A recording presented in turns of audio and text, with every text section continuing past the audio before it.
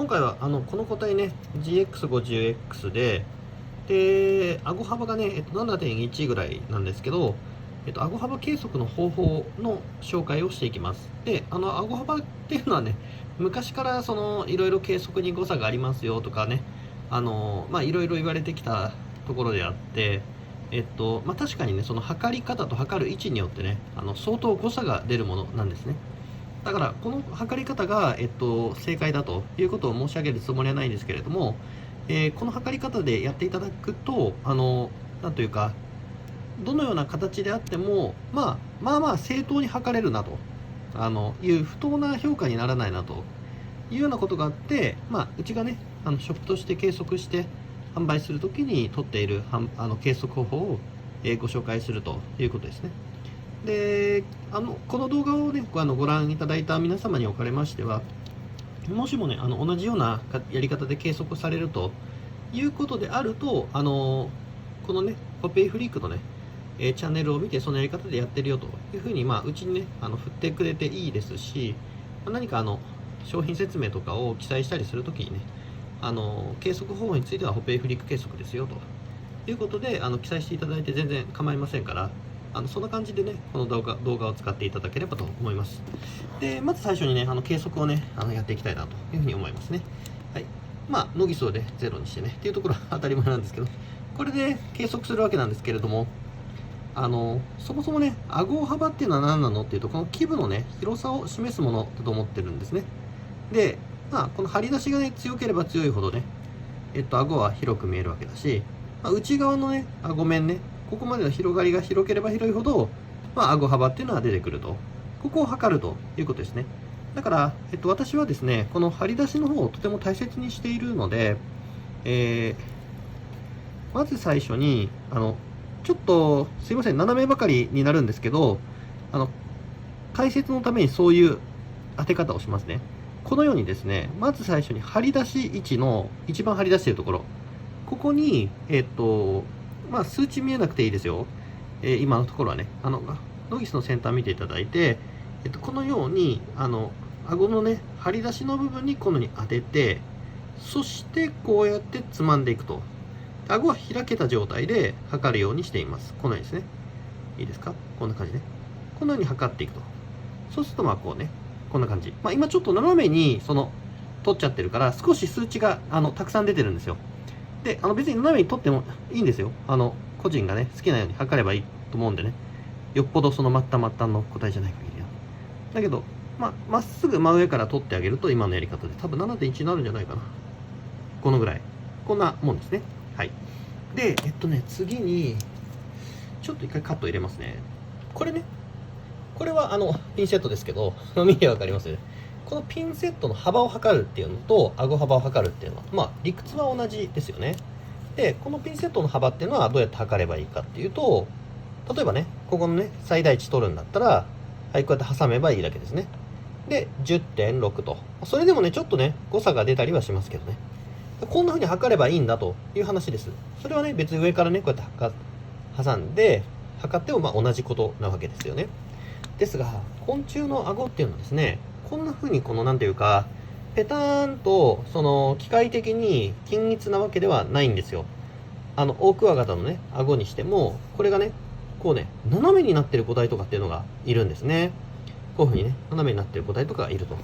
で、これをね、斜めになっている状態を真上から見て、このように測ってあげると、当然ね、数値が少し減りますよね。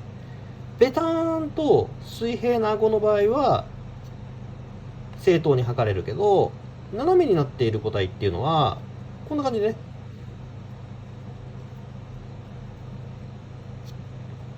ちょっとね、数値がね、変わってきちゃうわけですね。まっすぐ取った場合と、斜めに取った場合っていうのは、数値が変わってくるわけですね。そりゃそうですよね。今この画像で見た時にも、まっすぐ真上から見るとこのぐらいの幅のものが、こうやって斜めにすると、この幅は細く見えるわけですよね。で、基部幅については、正当に測ることは大切だと私は思っているので、はい。これを今からね、まっすぐこうやって挟むと。基部の張り出しに合わせてから内側のところを取ってあげると。でこれでいいんですけど、真正面から見た時にね、これちょっと映んないと思いますけど、この顎の面がこんな風にね、水平になってる個体もいれば、ちょっとね、こういう風にね、斜めになってる個体もいるわけですね。でそういう個体は数値をね、マイナスの方に稼いでしまうことがあります。で厳しければ厳しいほどいいという考えもありますけど、ちょっと時代遅れだなと思っていて、過不足なく測るということが大切だと僕は思ってます。太くなるとそれはそれで大味になるところもあるわけですよ。で細いからこそ体現できるキレとかっていうのもあるわけですね。もうちょっとアドバンスの内容になってくると、種親選別の時には太いくせにそんなに太く見えないっていうような個体が良かったりするわけだから、実際に数値を測ってみるっていうのは結構大切で、僕の場合だったら一つの例ですけどね、それ以外もやりますけど、測ってみたら結構数値が高かったんだよねっていう個体については、仕上がりが余裕だという評価を下して、高い評価を種親としてはね、下すことがありますね。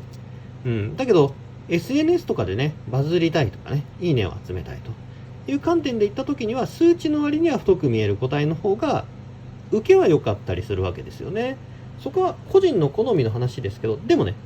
そういうことだから、しっかり過不足なく測ることが大切と。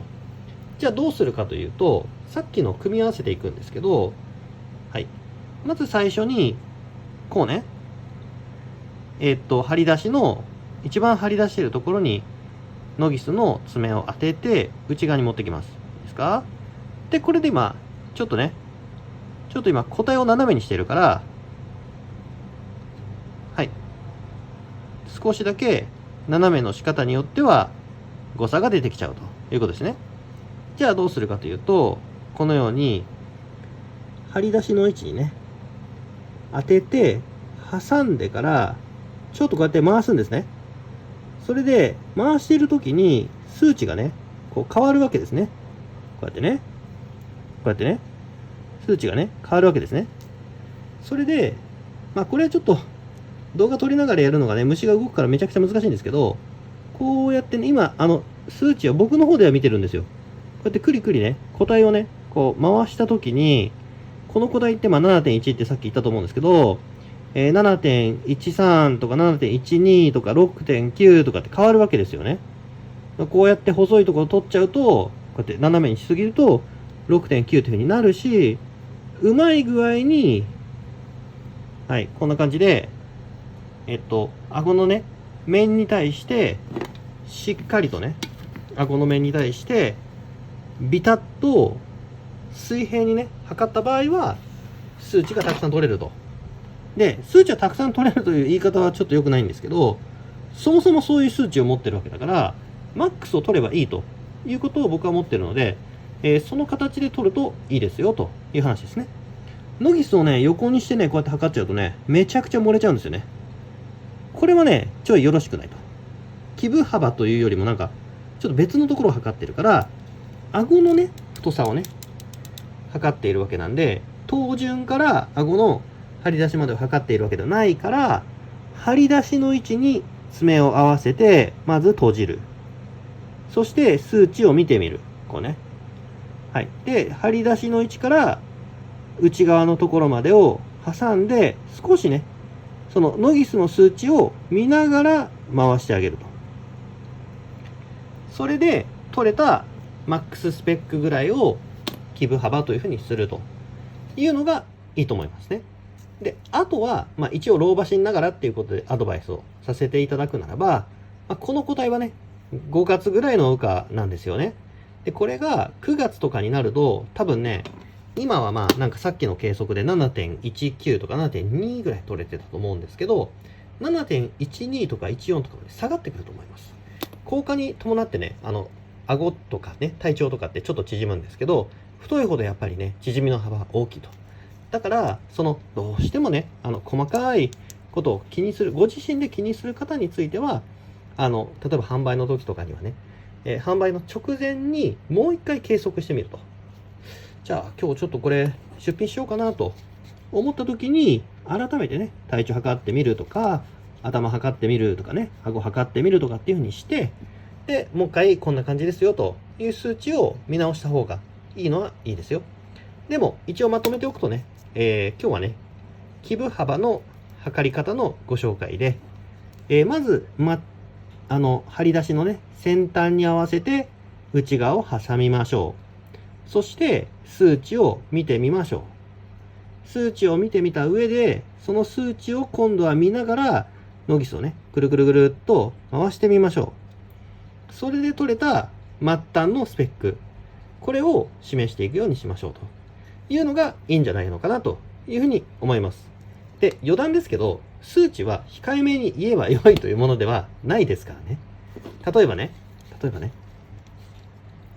体調を測るときに、背中を曲げて、顎をね、閉じさせて、逆サバが読めるような感じにして、こうやって数値を取ると、この個体は 72.9 なわけですよね。それで、この個体の頭をこうやって測ってあげると、27.4 と。27.5 かな。で、72ミリで 27.5 って言ったら、すごい縦横比率なわけですよね。だけど、この個体は、過不足なくきちんと測ると、だいたい74ミリぐらいあるわけで、74ミリぐらいで頭の幅が 27.4 だと、頭は大きめだけど、バカでかくはないかなという感じなんですね。